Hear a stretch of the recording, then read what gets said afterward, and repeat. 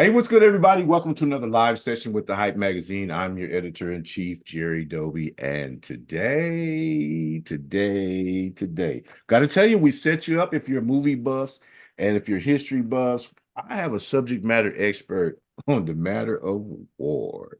She is Roxanne Panchasi. I believe I said that correctly. She is an associate professor of history at Simon Fraser University in Vancouver. She's also the founding host of the New Books Network's French Studies podcast on the New Books Network. You can check them out, NBN. They're like in the top 1% of all the podcast companies in terms of downloads. I didn't know that. I'm getting interested. All right. So there's been much to do about the new Napoleon movie, which is delivered through, the POV or the prism, the eyes of his beloved Josephine. Bro, I've never seen a toxic relationship like that in my life. That was unique. However, the movie has, some historic, obviously they took license, and Roxanne is here to discuss with us, this movie that ruined our Thanksgiving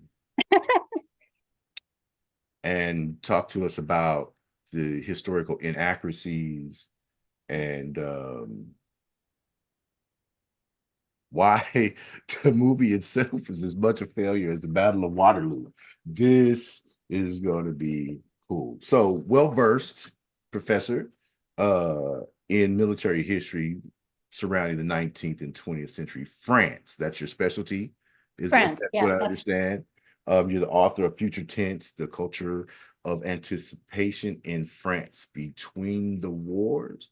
And you've been, published by everybody, their cat, uncle, and dog in France regarding culture and politics. And today we're going to have a little fun. But I want to know from the inside looking out, because I know, you've been subject of all the peer review articles and whatnot, and the reviewers on your tomes, your books. But I want to know from the inside looking out how Roxanne Panchasi sees Roxanne. how I see the film or how you see me? How, How I how see you see me. yourself from the inside looking out.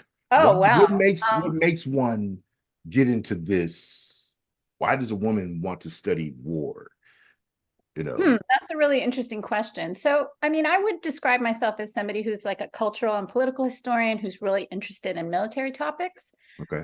But the way I approach those military topics is maybe not the way a traditional military historian might do those things, although military history as a field has really changed over time. So I'm really interested in the culture of war, the way war gets represented to a wider population, like nationally in the French case or more globally.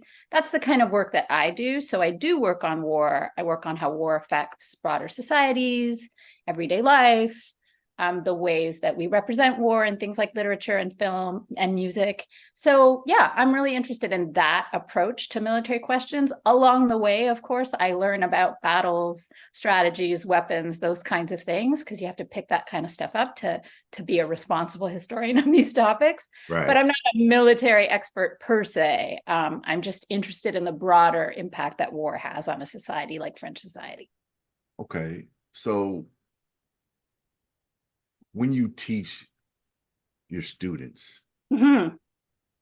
at Simon Fraser on this subject, and you have military veterans perhaps who are now attending college or whatever, and they're listening to your take, how can I know kind of how that engagement goes and maybe some of the questions that might pop up? Yeah, it's a really good question. I don't have veterans very often in my classes, but it has happened over the years, and it's been a really interesting experience, actually. When I first started teaching, I was maybe a bit nervous about that in the way that I would be nervous teaching a history to anybody who, or working with anybody who has a kind of in-depth knowledge that I can't possibly understand. I haven't Mm, served. I haven't been in a war situation or a war context. So those kinds of things aren't things I can really address. And what I've often found with the students who I have come across who are veterans and do have war experience is they just bring a kind of personal perspective and experience that I can't possibly give to my students who haven't had that, and I can't possibly connect to myself personally. But sharing that experience with the rest of the class means that some of our primary documents or documents from the period or from the front line of different moments and events really come alive to students who don't have that kind of connection to the past or to current military situations. Okay, it's the cranberry sauce on the plate. I feel you. Makes it fun. I would like to know, was there a defining moment or a benchmark moment that set you on this path of study? Well, with respect to French history, I grew up in Montreal in Canada. So the French language was kind of a part of my daily life growing up. So that's a little bit how I ended up working on France. And then with respect to military topics, I first started out as a historian who was interested in gender and sexuality. And so looking at themes like masculinity in wartime, that was a sort of initial interest for me, thinking about the relationship between men and women during wartime and how wartime and the aftermath of war can shape a society. That was really interesting to me. And then more and more, I've become a historian of empire, colonialism, and race. And that, of course, in the French context, in the French historical context, gives me, I mean, there's endless fascination and endless topics for me to pursue with respect to that, even, including the Napoleonic story, right, which is an imperial story. We're going to get directly into that. Yeah. In a moment, but I'm looking at the title of this book, right? Future tense, the culture of anticipation in France between the wars. Is this a metaphor for France as a pessimistic society? Oh, we ain't at war today, but we'll probably be there tomorrow.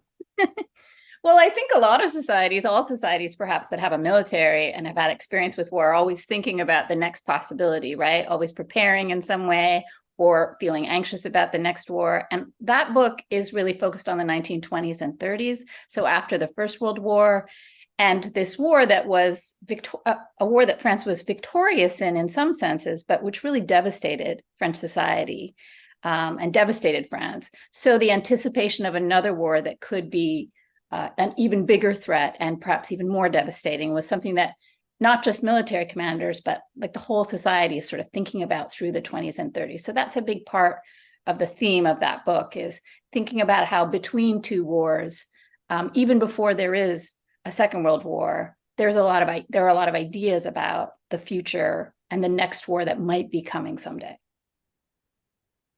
All right. So what I understand you to be saying, Professor, is that there are a bunch of people who fantasize about war, ideate completely about war when there is no war, the same way I ideate about gummy worms.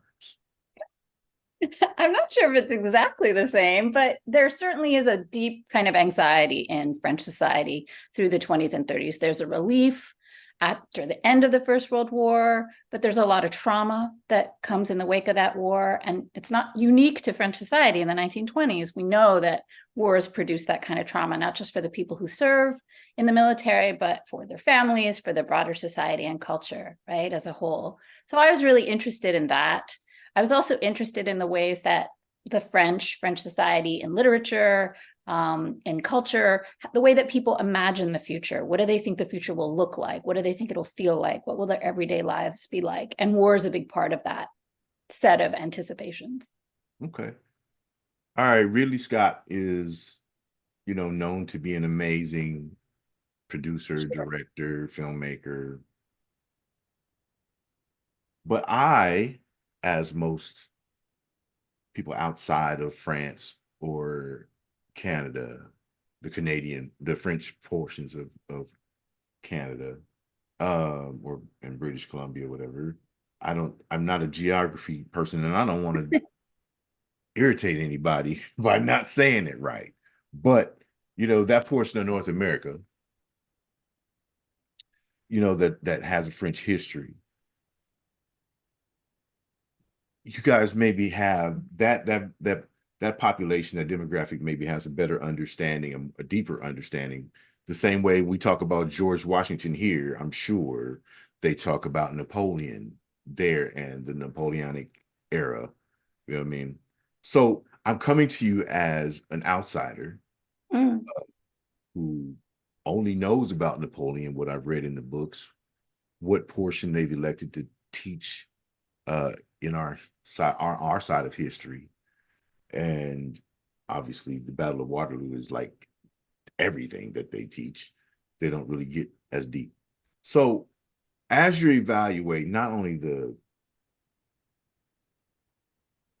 editorial license, directorial license, so to speak, that they've taken with actual battle scenes, maybe uniforms and strategies that were employed, as you're picking it apart, from the inside looking out now, I'm going to, after I ask this question, it's a long question. I'm a professor too. But I would like to know, on the fact versus fiction, the liberties maybe that Ridley Scott took,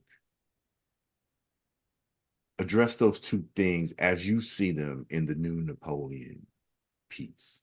Tear them apart. Go for it. Okay. Well, let me start by saying I'm a huge fan of Ridley Scott. A lot of his films are some of my favorite films. And I was really excited to see the film, even though this controversy, especially between historians and professional historians and Ridley Scott, was kind of getting fired up, and all of these different people in the press, media were, addressing these very issues, and this kind of fight that's happening between historians and this movie and Ridley Scott's project. I was really excited to see it. I went to see it with my 14-year-old son, who's really interested in military history. Shout out to Gus. And so we went to see it, and I was pretty open. I knew what to expect in terms of some of the inaccuracies. People who are historians of battle and military detail, uniforms, those kinds of things, and also people who are historians of the Napoleonic era and of Napoleon, like Napoleon biographers, had different things to say about what's more or less accurate about it. I know that there were historical consultants who worked on the film. So for me, especially as someone who's interested in culture and the way war gets represented and the way that the memory and legacies of wars get represented, and a figure like Napoleon in contemporary France or in a broader, maybe contemporary global culture, like why do I, living in Canada, not just as a French historian, but how is it that we all know about Napoleon? We have ideas about Napoleon and the Napoleonic era. So I'm really interested in the film, whatever it does. And as far as I'm concerned, Ridley Scott's a filmmaker. His project, and having seen the film now, I really confirmed this. The viewing of it really confirmed this for me. His project is largely an aesthetic one, right? It's visually stunning, that film. Whether it gets things right or wrong, it's quite compelling to look at in lots of moments. I read something about the Ridleygrams, that he does a lot of illustrating and his own storyboarding, and I found that really interesting, going into the film expecting to see the way that he takes famous paintings from the period, like the work of figures like David, who did these historical paintings, these really mythic, epic paintings of Napoleon and that era. When you're watching the film, you see that kind of come to life in a way that's a little bit satisfying. Like, I really enjoyed that. Visually, it's just stunning, especially seeing it on a big screen. I expect any filmmaker to take license. It's a 2.5-hour film. Napoleon's life was long. That era is super complicated. It's a biopic, so it's really focused on his life and his relationships. It makes of him a really big personality and kind of erases the little people and the rest of French society and the rest of the societies that were affected by the Napoleonic Wars. You never really get to see the soldiers' perspective of those wars, which was really devastating and difficult. So if you've read about that era in more detail from different perspectives, it's bound to be a disappointing film. I'm not a huge fan of biography, personally. or biopics. They're not my favorite thing. And as a historian, I think I'm interested in these kinds of powerful figures, and Napoleon is certainly a huge, important figure in French history. But I'm also interested in them in the context and all of the other people who play a role in this period, including the people who served in the Napoleonic Wars, including the people, civilians and others who were affected by the spread of the Napoleonic Empire. So for me as a historian, I'm kind of always going to be disappointed at a film that starts from that place of let's focus on this one great white man during this period and his relationship with Josephine. And let's, some of the exclusions that come along with that kind of focus, right? For me, I'm like, did I need a Napoleon biopic? No. Did the world need a Napoleon biopic? I mean, historically, politically, not really. Is it entertaining? Is it beautiful to watch at some moments? Do I think it's really, really impressive? Like the number of extras involved in realizing those battle scenes. I kept thinking about the making of the film. And in those moments when I was thinking about that, that's when I was the most impressed. Have you ever been on set and watched something come to life like that? Not something of that scale, but I have been on a film set and it is quite incredible. So keeping that in mind, I'm super impressed by what they pulled off. And I know that some people have been, complaining about the fact that certain battles didn't go down the way they did. And we understand that, with respect to the frozen lakes scene, right? Didn't really happen quite that way on that scale. There weren't as many bodies. It wasn't as devastating in the way that it's depicted on film, on screen. But I'm a little less bothered by what those kinds of necessary, inevitable compromises are when, there were over 60 battles. They're not all going to be in this film. Right. So I'm a little less bothered by those compromises and a little bit more, I guess, bothered or disappointed by the project that says, okay, we're going to make another big Napoleon myth film. The focus on the relationship between the two of them, I found the film really funny at a lot of moments, and I'm not sure that when I was laughing, I was supposed to be laughing. I don't know if the comedy was intentional, and that includes that relationship, which was really important. Those letters are super significant in Napoleon's life, that relationship, the divorce, all of those things. So in some cases, when there was license taken with those moments, I didn't always understand why or to what purpose. A good example is during the divorce, Napoleon slapping Josephine, so Joaquin Phoenix slapping Vanessa Kirby. Like that didn't happen. It wouldn't have happened. Most historians who know that period and that relationship well say that wouldn't have happened. I don't know what that's for, except to be a kind of entertaining, shocking moment. I didn't need it. I think the myth part, I think it does get at some of the humanizing of Napoleon as a figure, but I think overall the film really contributes to a myth of Napoleon that I'm not that interested in as a historian. And I think the politics of how we represent figures like that is real important.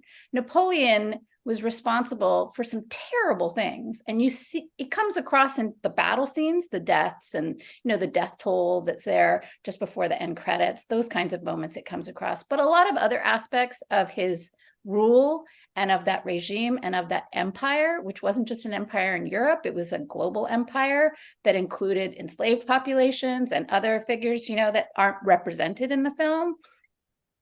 That's the Napoleon story I need and want for people, right? The story that says, yes, this may have been a great military strategist.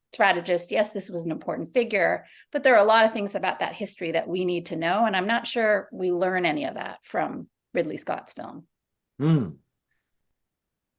It's, his story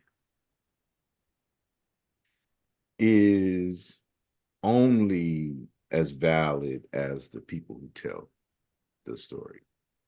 So, like I said, we're here on the outside looking in to the French history. We're being told whatever encapsulated pieces of history that they want to give us a synopsis of on this side because it's not our main history. And so when we see the films, and I think what I understand you to be saying in there, intimating in there, is that it's okay to have some entertainment value, but when it comes down to the nuts and bolts, it should be as factually on point as possible. Um, and maybe I would feel that same way if I were talking about, well, not American history, but Black history. You know what I Sure. mean? So I think I'm on the same page with what you're feeling as someone who's coming from that nationality, and you have people on the outside looking in, viewing the history through these skewed lenses or whatever, and interpretations based on outsiders telling the history of your one of your Yeah. dynamic figures in French history. Yeah. I mean, the film is focused on these grand battles. We know that's a big part of that history, that story of Napoleon's story. And it's focused on his kind of quirky personality that's often represented quite comically. I found what I like Joaquin Phoenix too. I'm a fan. I find his Napoleon to be funny.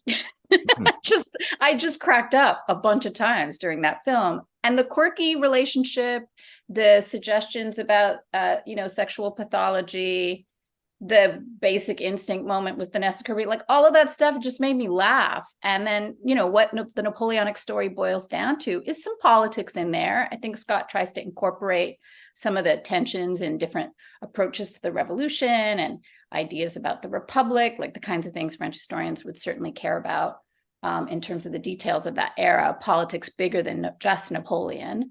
But really, the story is a story of battles. The story in the film is a story of battles and a story of this epic love story that's also kind of twisted, has a weird power dynamic, has some moments of sexuality, questions about reproduction, like that kind of stuff. Those are the two main pillars of the story in the film. That's what drives it. And there's just so much else in the Napoleonic era and in the figure of Napoleon and in that history that people don't know enough about. So I'm just not sure, when I think about the fact that I teach students at university, and now this is going to be a pretty big impression, going to make a pretty big impression, and I'm going to have to be referring to this film. I'm going to have to teach it and talk about it. Otherwise, I'd be pretending it doesn't exist, which I don't think makes sense as an instructor. If I'm teaching people who are like 19 to 23, this image is going to be in their minds. It's going to be the picture that people see in their minds of Napoleon is going to be all the ones that they've seen before, and now Joaquin Phoenix. So I'm going to have to address it. And when I do that, I just think there's so much to that story and to what that story and how we tell it today, what it means for people in France and more globally, that if we just keep telling the same story of epic battles and like a quirky romance, I'm just not sure who it serves. And I think the exclusions from a story like that, I mean, my son, who's a mixed race kid who grew up he grew up with Black Panther. He's always like, how many not white people are in this movie? Ah, And there's right. one based on a real character, but he doesn't say anything. We never find out what he's doing there. Is it just like a quirky casting inclusive thing? Like, what is that? When in fact, the Napoleonic era, including the scenes, all we see is the top of a pyramid being blown off, but we don't actually get much in terms of like, what did the Napoleonic Empire, what did the French Empire in this period do? Like, what was the impact on the people in all of these places? Now, that's not the film that Ridley Scott wanted to make, and that's his business. Like, he can make whatever film he wants. But for me, I'm interested in the story of Napoleon himself and the era and that empire that really kind of locates and kind of focuses more on the people who were affected, and the ways in which his regime, including some of its most oppressive aspects, including the reinstitution of slavery in the colonies, like things like that, we don't hear about, and that's what we need to hear about. So what you're saying is we got to get beyond the fluff and the highlight moments that people have selected, and let's get down to business about the man, what really happened. Let's be historically accurate. And you know, he definitely instituted some very ugly initiatives Mhm. and those do need to be talked about. I wonder though if, because in hip hop, always, you hear, oh, it's just entertainment. They're denigrating women and their mothers and sisters and each other and Uh-huh. et cetera, wasting a lot of time. Kind of like what I understand you'd be feeling about this movie, a waste of time. And I laughed. I enjoyed myself. yeah, well, Joaquin Phoenix, his facial expressions, his emotiveness can be, It was funny. yeah. And in a bunch of dark lighting, to have him lit the way he's lit and watch his face, that's like watching Jackie Gleason on crack. You know what I mean? Whoa.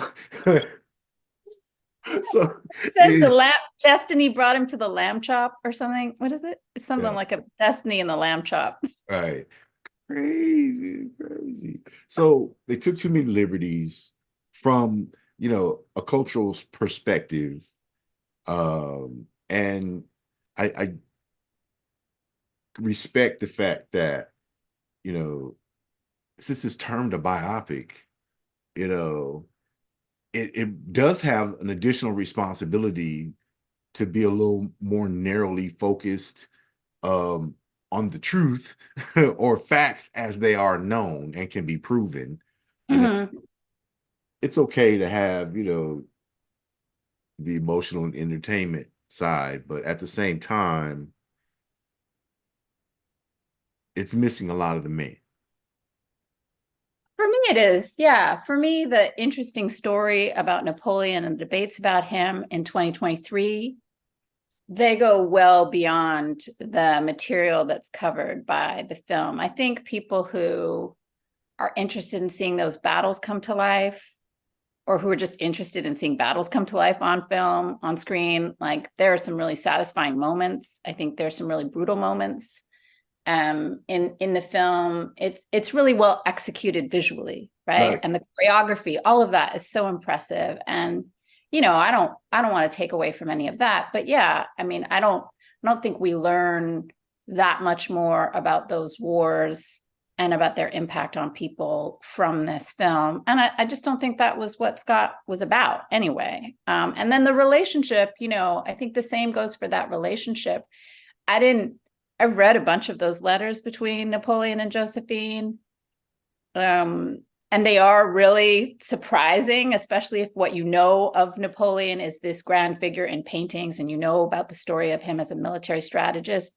The fact that he was so passionate and sometimes sort of goofy Hmm. and in Okay. these letters, it's a really interesting thing to humanize a figure like that who has been represented and was at the time such mythic proportions. But when we keep adding to the myth of a figure like Napoleon in the present, that has implications, for French society. Like making, a couple of years ago, there was a lot of controversy about how to mark the bicentenary of his death. And this is something that American listeners will certainly be familiar with. It's like, what do we do to a figure? What do we do with a figure who is connected to some of the darkest moments in our history? Do we just celebrate them? Do we build statues? Do we take them down? Like, what Hmm. do we name things after this person? All of those kinds of controversy, that all of that kind of controversy surrounds a figure like Napoleon in France. And for me, I tend to be on the side of the more critical, the questioning, and of a legacy like that and of a mythology like that, and really thinking about what it means to hold a figure like that up today, rather than looking at the really dark side of that history. A lot of people don't see Napoleon as a hero. People are interested in military strategy, might admire his accomplishments, even admiring his defeats, in the sense that, people love to see the Battle of Waterloo reenacted on screen. People actually engage in reenactments. I mean, there are tons of groups that do this kind of thing, right? There are toy soldiers, all kinds of things attached to something like the Battle of Waterloo. But there are other stories about that era that we need to tell. And I think we need them more than we needed this, personally. Okay. So I'm going to presume that you would love to have a refund on your time spent watching this Enjoyed disaster, it. this historical. Enjoyed it. I enjoyed it. Uh, it I was would a, love to have a film about some of the other characters in that film. I would love to see a film about some of the other people who aren't represented. I would love to see. I would have loved to even see a few moments where we get to see the perspective of those battles from the soldiers who really fought them. And he got in the mix for sure. In certain moments, he was brave and did some courageous things in those battles. But I would have loved to have seen some of those loved.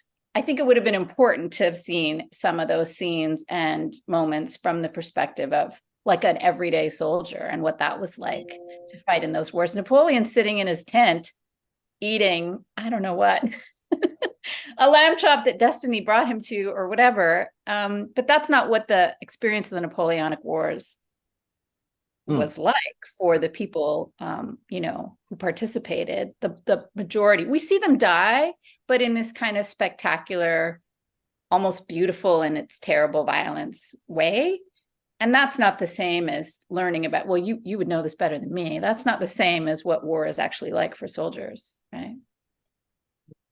not in those situations. No, it's Yeah. not. It's nothing fun about it unless you're crazy. Some of us went there. You know what I mean? Like, but anyway, we're here. So I think I got it. I would like to invite you back Okay. because this is about a movie. But as on this side of the border of the Rainbow Bridge, right? On this side, I teach journalists about journalistic integrity and Mm, sticking to the facts and also respecting the cultures of people that you might be writing about. We may be covering someone from South Africa and it paying attention to the details, you know, colloquialisms and things that they use. I only bring that up because I was watching a young lady from Africa who called herself colored, and the Americans over here just sure. tore into her. Color went out in the 60s, but America is not the central focus. So I would just love to engage, with you if you have time and if you feel, inclined to do so, just to talk about the presentation of history Mm, through a journalistic lens. It'll give us an opportunity to maybe revisit this movie and how it was presented, as a comparative case study versus something else that was more true to life, maybe the Shaka Zulu movie. Or, but I think the conversation that you started, thank you, is how the recitations and the depictions of these historical figures, whether you're only telling the good side or you're only telling the bad side, you know, is a disservice to the people who are learning, especially if you're calling it a biopic, which mhm. is supposed to be somewhat accurate, factually accurate. So if we could arrange that, I would love to do that. Sure. I would love to do that. I It's fun know to that you're talk to you. busy. I know Yeah, that just you're yeah. busy. When just let me know when you're Man, I available. didn't ask you to say nothing, David. You messing with my video, bro. Sorry. Go away. We're recording. Oh my God. Don't worry about it, Dave. I'm playing with you, right? So because I think I can edit that out and we're pretty much at the end for this session. So Professor, is there anything specifically, David, I need you to turn your video off because you're showing up on my screen. Oh, There you go. Yeah. okay. Uh, is there anything that you wanted to take a couple of minutes to cover that I may have neglected to touch on? Think so. I think we covered, most of what I wanted to say. I guess the other thing that I would say is in this debate that's been ongoing and, all sorts of venues are interested in this question of like Ridley Scott versus the historians and stuff. I would just say that as a historian, I'm interested in accuracy up to a point, but it's not really the only thing that I care about. I care about it, but I'm also interested in films or depictions that are experimental, that use fiction. Like, but I work on literature and film, and that includes things that are fictional. And what I'm most interested in is like the consequences of making certain choices and compromises. There are always going to be compromises and choices made. It's a 2.5 hour film. Yeah. What I'm really interested in is less sort of beating up on Ridley Scott because he got like a uniform wrong, or because, something didn't really go down during a battle in exactly the way that it's depicted on screen. I guess I'm more interested whenever there's an inaccuracy or something that's a disappointment compared to what we know about what happened. I'm just interested in like, what are the consequences of that? So in the Austerlitz scene, like there weren't as many people under the ice. They were pawns. They weren't, it wasn't like as big a scale. And it's done that way it's done to make it more dramatic for a film. That doesn't bother me so much. He borrows stuff from one battle and puts it in another battle scene because he's not doing a film with 60 battles and he wants to take some of the most memorable, important moments. But I am interested in the moments where certain things are left out of the story and certain things are emphasized that then just contribute to a certain kind of image of Napoleon. That part of it is what bothers me, right? The part that Napoleon kind of comes out of a film like this as a quirky, weird character who's like Joaquin Phoenix's weird flat affect, who had this strange relationship with Josephine that was romantic and passionate, but kind of pathological. It's just not as full a Napoleon as I'd like to see, and as interesting politically as I think a story about Napoleon in this era could be. And I'm disappointed by that, less than I am by those uniforms didn't have that thing in this place. Like, that's not as bothersome to me. I get that they have to make costume decisions and logistical choices, and there are limits to what you can put on screen. And there are things you want to put on screen that just look better than the way it actually happened. Yeah. But what are the consequences, right? What are the consequences when you do that, and who gets left out? And there are a lot of things left out of this story. And that's not okay with me, because Napoleon kind of comes off as, a narcissistic genius, but there's other things that were involved in this period and in his story that I think we need to be paying attention to in 2023. We're going to have a part 2 with Professor Roxanne Panchasi. She is amazing. What? Look. Y'all don't get out of hand now. She's amazing. Didn't you listen to her? You listened to her. Thank you so much. My last question, since Gus, this is for you. Oh. What kind of music does Gus normally listen to? Gus is really into old school rap and hip hop right now. Okay, what about you? I like all of that music, and I like a little bit of everything, But I'm really lucky. My son wants to listen to Biggie and Tupac and Wu-Tang, and like that's what he wants to put on the car radio or on the radio at home. So I'm really like, it could be terrible, and we have a lot in common musically. So right. Oh no. Yeah, I'm really enjoying this with Professor Roxanne. It's going Roxanne. Watch this. That's right. We're gonna have fun. You remember that song. Anyway, I want to thank you so much for your time and patience with my shenanigans. You're great. We'll definitely get back to you. I am looking forward to this next one. We're going to have a lot of fun. Her name is Professor Roxanne Panchasi. Am I saying your name right? Sure, yeah. Okay. You probably too nice to correct me anyway. I don't know if I say it right. She hosts the French Studies podcast on the New Books Network, top podcast network in terms of downloads across a wide spectrum. We've been talking about Napoleon. She's also the author of future tense, the culture of anticipation in France between the wars, and she's an actual professor teaching people who need to learn stuff at Simon Fraser University in Vancouver. She's a brilliant educator. And by the way, she broke this movie down.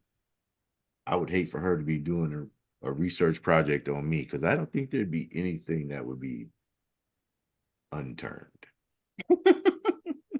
It's been an honor. I look forward to the next one. And until next time, peace. Thank you so much. Thank you.